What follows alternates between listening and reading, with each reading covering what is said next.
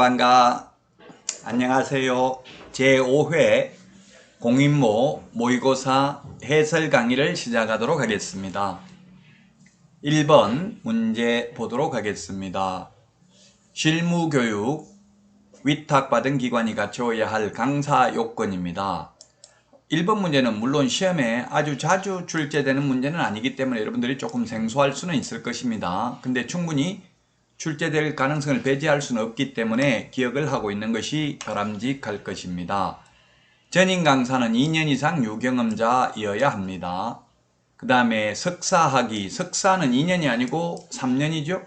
예, 석사는 2년이 아니고 3년입니다. 따라서 2번이 정답이 되겠습니다. 석사 3년 이상 유경험자 실무교육 강사가 될 수 있습니다. 그 다음에 변호사는 2년 이상 유경험자고요. 7급 이상 공무원 6개월 이상 유경험자입니다. 그리고 공인중개사, 감정평가사, 주택관리사, 건축사, 공인회계사, 법무사 또는 세무사의 경우에는 3년 이상 유경험자여야 합니다. 그리고 박사학위 소지자는 경력 필요 없죠? 그리고 강의실은 1개소 이상을 확보하되 그 면적은 50제곱미터 이상이어야 합니다. 따라서 1번은 2번이 정답이 되겠습니다. 2번을 보면 석사 3년 이상 유경험자가 되겠습니다. 자, 다음은 2번 문제 보도록 하겠습니다. 부동산 거래 정보망은 시험에 반드시 출제된다고 봐야 되겠죠. 개업 공인중개사 상호 간의 정보를 교환하는 체계입니다. 국토부 장관이 지정할 수 있고요. 그 다음에 2번은 개업 공인중개사 상호 간의 정보를 교환하는 체계고요. 3번 지정받은 날로부터 3개월 이내에 운영규정을 제정하여 국토부 장관 승인을 받아야 됩니다. 자, 그 다음에 4번은 지정받은 날로부터 1년 이내에 정보망 설치 운영하지 않는 경우 지정을 취소할 수 있습니다. 자, 그 다음에 5번 지문을 보면 거짓정보 공개하면 500만원 이하의 과태료가 아니라 거래정보사업자의 경우에는 1년 이하의 징역이나 1000만원 이하의 벌금에 처하며 또한 지정을 취소할 수 있습니다. 개업공개사가 정보를 거짓 공개하면 6월 이하의 업무정지 사유에 해당이 됩니다. 따라서 5번이 정답이 되겠습니다. 개업공개사는 업무정지, 거래정보사업자는 지정을 취소할 수 있으며 또한 1년 이하의 징역이나 1000만원 이하의 벌금입니다. 거짓정보 공개한 경우.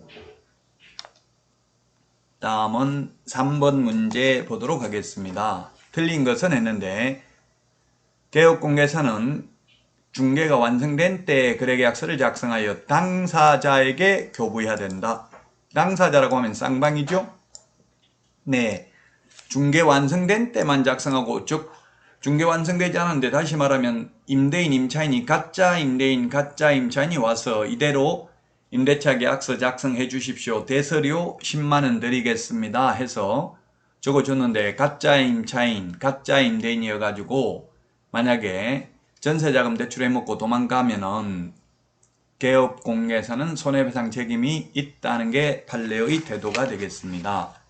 자, 그 다음에 개업공개사와 당해물을 수행한 소속공개사는 계약서에 서명 및 날인해야 됩니다. 그 다음에 국토교통부 장관은 개업공개사가 작성하는 거래계약서의 표준이 되는 서식을 정하여 그 사용을 권장할 수는 있는데 아직까지는 권장하지 않고 있습니다. 정해진 서식이 없습니다. 그 다음에 4번에 물건의 인도일시 계약서 기재할 사항이다. 우리 암기 프린트 9번에 보면 인물계약금 인권조교 해서 인도일시 기재사항입니다.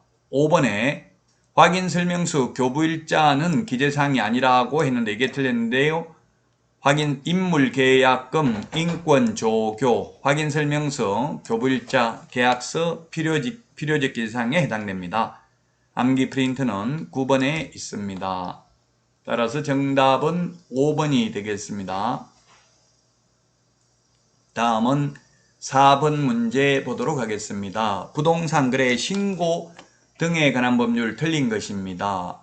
첫 번째, 토지거래 허가구역 지정 공고한 날로부터 5일 후에 효력이 발생합니다. 5일 후에 효력이 발생한다. 5일이라는 말은 공인중개사법에 자격 취소한 경우에 국토교통부 장관에게 5일 이내 보고해야 된다는 말 있죠? 5일이라는 말 딱 2번만 나옵니다. 딱 2번만 나온다. 자, 그 다음에 2번이 틀렸네요. 2번이 국토교통부 장관이나 시도지사가 지정한 허가구역에서 허가를 받지 않거나 부정한 망보로 허가를 받은 경우에는 2년 이하의 징역이나 2천만 원이 아니라 당해 토지 취득가격의 100분의 30에 상당하는 금액 이하의 벌금에 처합니다. 따라서 2번이 틀린 정답이 되겠습니다.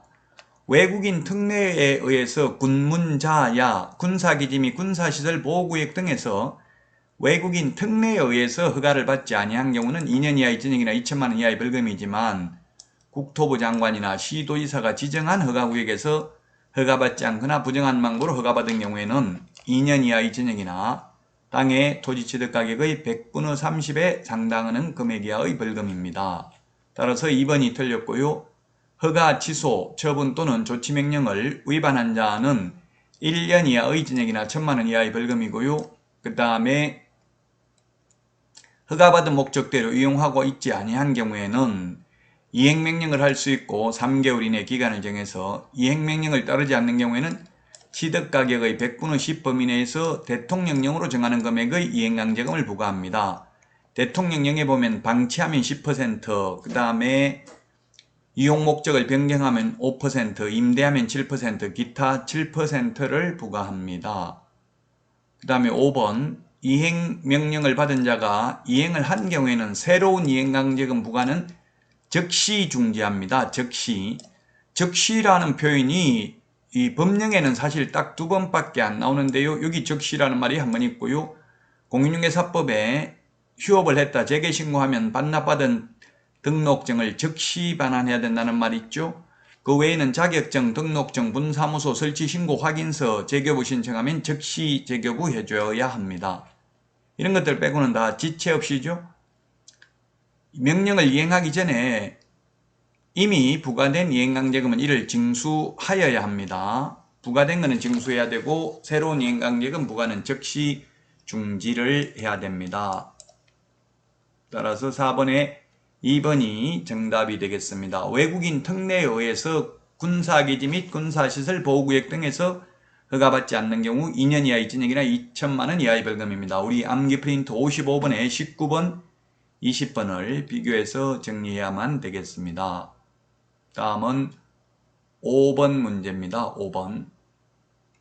주택임대차보호법, 공인중개사법 각종 위원회가 6개가 있는데요.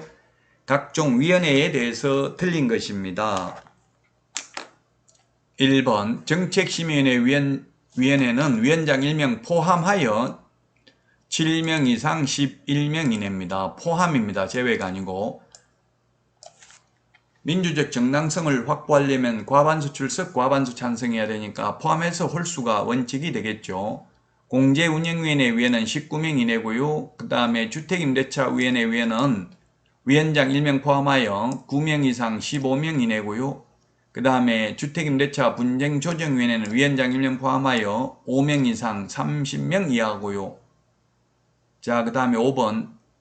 조정위원회가 조정안을 작성한 경우에는 그 조정안을 지체 없이 각 당사자에게 통지하여야 하며 조정안을 통지받은 당사자가 통지받은 날로부터 14일 이내에 수락의 거부 의사를 서면으로 표시하지 아니한 경우, 거부 의사를 서면으로 표시하지 아니한 경우 조정안을 수락한 것으로 본다 했는데 아무 말 안 하고 가만히 있으면 거부한 것으로 봅니다. 따라서 5번이 틀린 정답입니다. 14일로 이게 바뀌었죠? 옛날에 7일에서 14일 안에 수락의 의사표시를 서면으로 통지하지 않는 경우에는 수락을 거부한 것으로 봅니다. 수락한 것으로 보는 게 아니고 5번이 정답이 되겠습니다. 14일 이내에 수락 의사를 서면으로 표시하지 않는 경우에는 조정을 거부한 것으로 봅니다. 5번이 정답이고요. 다음은 6번 문제 보도록 하겠습니다. 옳은 것입니다. 기억, 인장을 변경한 경우 변경한 날로부터 7일 이내에 변경 인장을 등록관청에 등록을 해야 된다. 7일이죠. 7일 이내에 맞습니다. 7일 이내에 변경 등록을 해야 됩니다. 니은에 손해배상 책임 보장에 관한 중요 사항을 설명만 하면 되고 관계증서 사부는 교부할 의무가 없다 했는데 교부도 하고 설명도 해야 됩니다. 따라서 틀렸고요. 그 다음에 전속중개계약을 체결한 경우 의뢰인에게 2주일에 1회 이상 업무 처리상을 문서로 통지해야 된다. 요거는 맞네요. 리얼에 개업공개사가 작성한 일반중개계약서, 일반중개계약서는 보존 의무가 없습니다. 따라서 옳은 것은 2번이 정답이 되겠습니다. 일반중개계약서 보존 의무 없고 전속중개계약서나 확인설명서는 3년 보존입니다.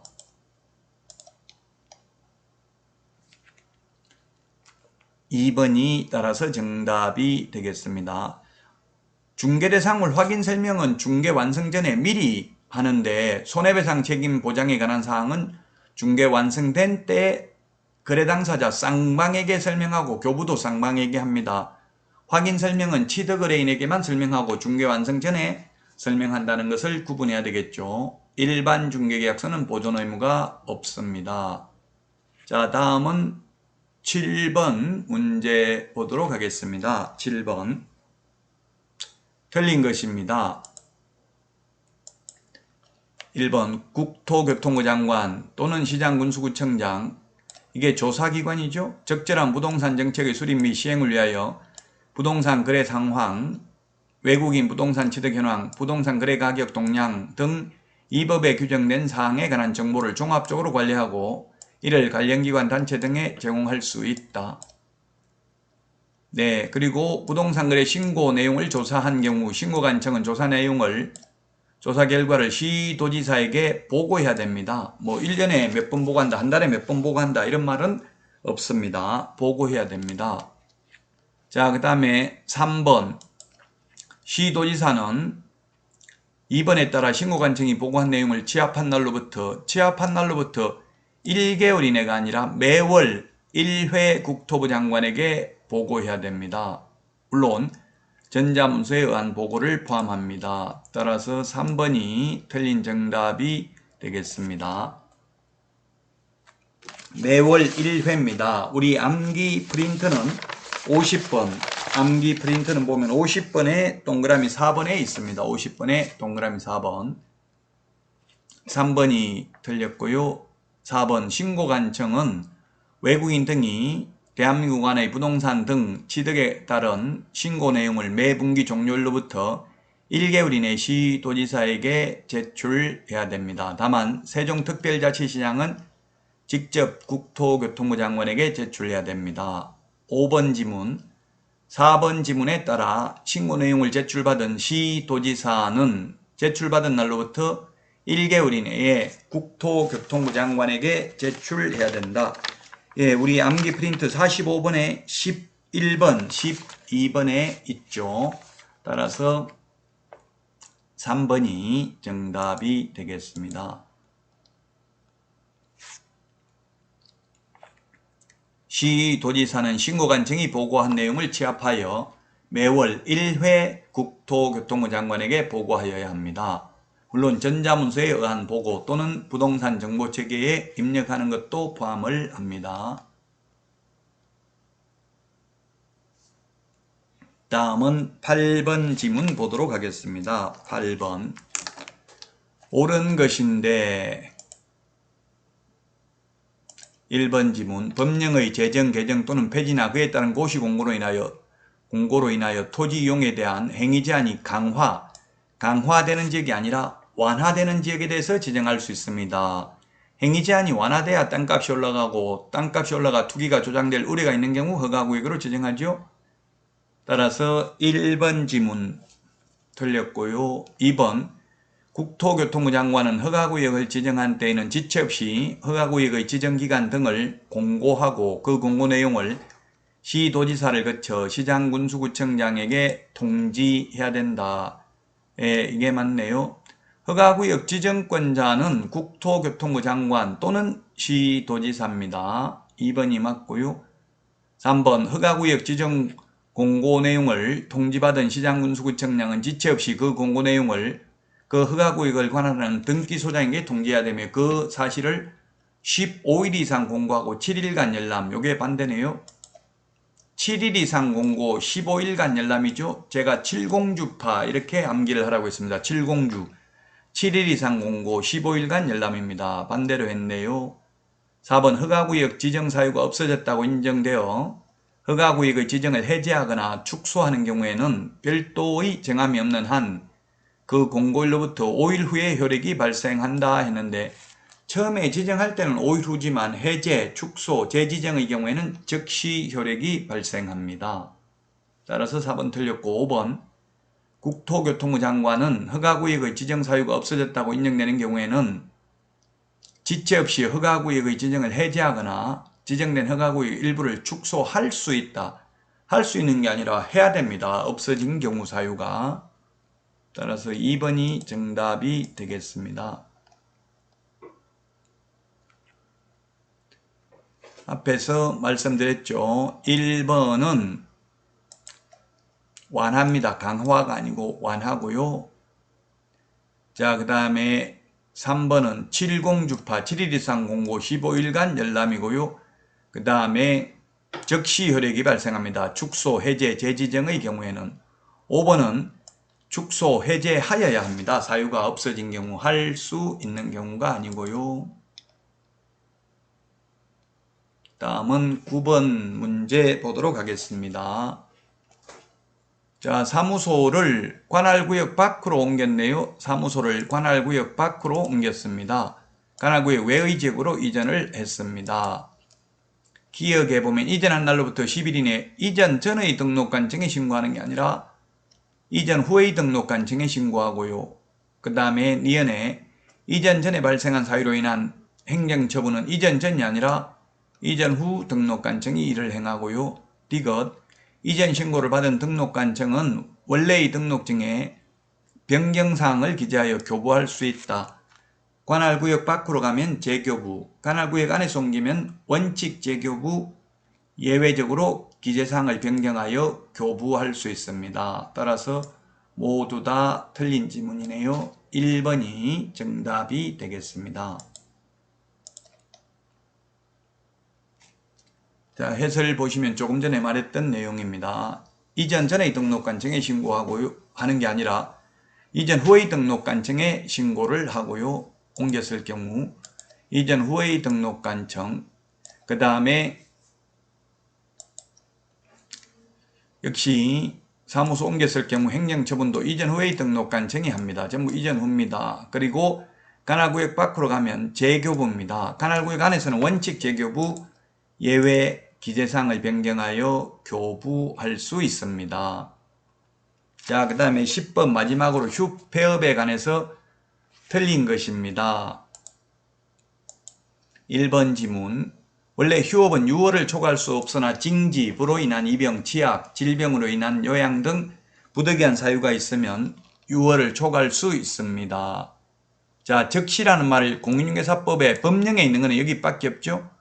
재교부 신청서 서식에는 즉시 재교부해야 된다는 말이 있지만 즉시 반환해야 됩니다. 재개신고받은 등록관청은 부동산거래 신고 등에 관한 법률에서 이행강제금이 부과되는데 이행을 하면 새로운 이행강제금 부과는 즉시 중지하고 이미 부과된 것은 징수해야 됩니다. 그 외에는 다 지체 없이입니다.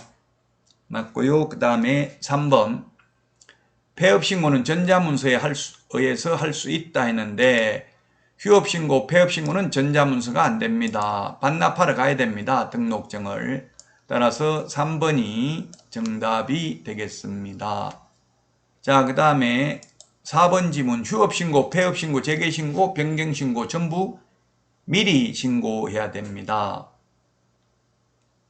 자, 그 다음에 5번 관할 세무서장이 부가가치세법 시행령에 따라서 폐업신고를 받아 신고서를 받아 등록관청에 송부한 경우에는 중개업 폐업신고서가 제출된 것으로 봅니다. 이제 세무서에도 가고 등록관청도 가고 두 번 갈 필요 없습니다. 한 군데 가서 휴업신고나 폐업신고를 하면 자기들끼리 서류를 송부해 줍니다. 따라서 3번이 정답이 되겠습니다. 휴업신고, 폐업신고는 등록증을 반납하러 가야 되니까 방문신고만 가능합니다. 자, 40문제 중에서 이번 시간은 10문제만 하고요. 다음 시간에 11번부터 하도록 하겠습니다. 여러분 수고 많으셨습니다. 다음 시간에 뵙겠습니다. 안녕히 계십시오. 안녕.